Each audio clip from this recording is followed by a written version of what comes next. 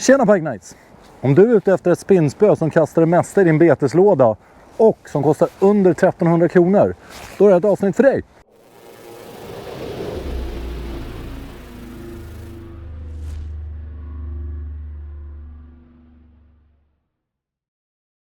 Det spinnspöet vi ska titta på idag kommer från AB Garcia och deras Beast X-serie. Det här är den nya uppdaterade versionen, så för att vara exakt så är det Beast X2. Ett spö som är 8 fot långt, har en kastvikt mellan 50 och 180 gram och är tvådelat. Generellt sett så påminner faktiskt de här spöna väldigt mycket om Savage Gears tidigare MPP och XLNT-serier. Det är inte så konstigt med tanke på att Pure Fishing, som är det företag som äger både Savage Gear och AB Garcia nu, säkert har fabriker där de gör spöna tillsammans. Så här kan jag misstänka att AB Garcia faktiskt har snott en del eller lånat en del från Savage Gear. Prismässigt så är det här ett spö som ligger någonstans mellan 1200 och 1500 kronor. Vilket innebär att det faktiskt är billigare än föregångaren om man kollar på dagens priser som är i februari 2025. Spöfodralet är rätt basic. Det är lite prassligt och känns lite billigt, men med tanke på prislappen på spöet så är inte det så konstigt. Bra detaljer med det är att det är delat, så spödelarna ligger separat med tanke på att det här är ett tvådelat spö, och sen finns det även information om vilket spö det är i fodralet högst upp. Spöet är 8 fot långt, och tittar man på själva klingan om man säger, alltså den nakna delen av spöet, så är den 176 cm.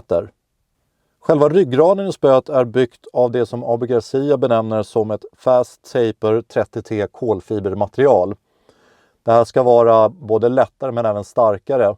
Jag tror det ska vara 15% lättare eller någonting jämfört med de tidigare spöna i den här serien. Så här har man jobbat för att få ett lättare men starkare spö, och det är såklart positivt. Vikten på spöet är 254 gram, och fastän det är ganska mycket för ett spö i den här kastviktsklassen om man säger, så är det väldigt välbalanserat och det känns mycket lättare än vad det faktiskt väger. Bakhandtaget på spöet är 45 cm långt, och här har vi foam längst ner bakom rullfästet och sen ett ordentligt framhandtag framför rullfästet. Rullfästet är ett eget från AB Garcia. Det ligger väldigt bekvämt i handen, och när man skruvar åt rullen så glappar det inte eller någonting liknande. En sak som vi inte gillar med rullfästet är att det har de här öppningarna mot själva blanken. Det här har enligt min upplevelse gjort att rullfästet har blivit lite svagare och har en tendens att faktiskt kunna gå sönder. En annan sak som vi inte tyckte om med spöet var krokhållaren. Jag fortsätter att tjata om att de här enkla öglorna på undersidan av spöet är det som funkar absolut bäst för mig i alla fall. Och här är det en ganska liten och böjd krokhållare som sitter på undersidan av spöet. Så det hade jag gärna sett någonting annorlunda. Spöringarna kommer från Seaguide och är deras XOG-spöringar i rostfritt stål. Det är 10 stycken totalt, där en sitter på den nedre delen av spöet och 9 stycken sitter på den övre delen av spöet. Jag har inte haft några problem med själva ringarna i sig, däremot så har benen, framförallt de 5 sista innan toppöglan då, som är på enkla ben om man säger, de har inte känts riktigt så robusta som jag hade önskat. Här hade jag gärna sett att AB Garcia hade satt tvåbenta hållare till spöringarna hela vägen upp till toppöglan. De är enligt min erfarenhet tåligare och passar bättre till ett gäddspö tycker jag. Kastviktsmässigt så hade det här spöet en klassning mellan 50 och 180 gram. Och vi har såklart testat en drös med beten för att se hur aktionen är. Och det tänkte jag att vi skulle ta en titt på.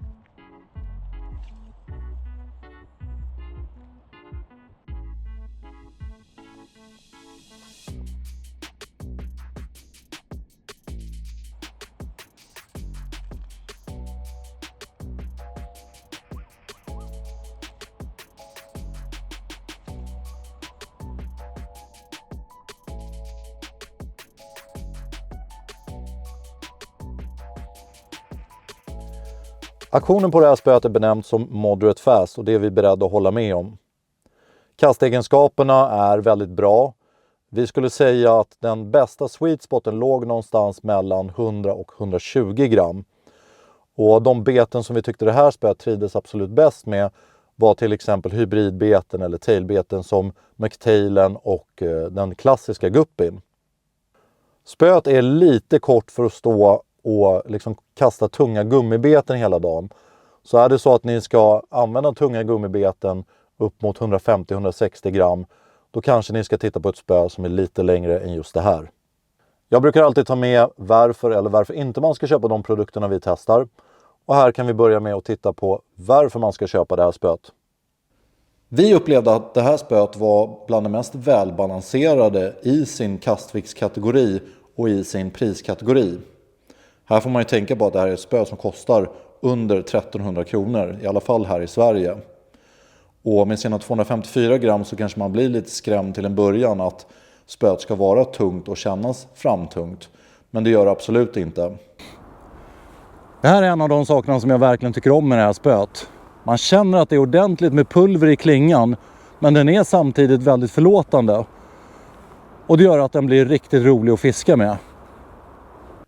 Med sin längd på 8 fot och sitt kastviktsspann mellan 50 och 180 gram så blir spöet också extremt allround om man tänker en liksom normal beteslåda hos en gäddfiskare.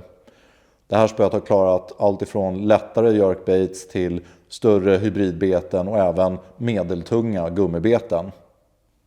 Spöet har också en hel del genomtänkta detaljer som ordentligt framantag, bra proportioner och sen får man ju inte glömma prislappen heller. Här är det ett spö som kommer för under 1300 kronor och då pratar vi verkligen mycket spö för pengarna.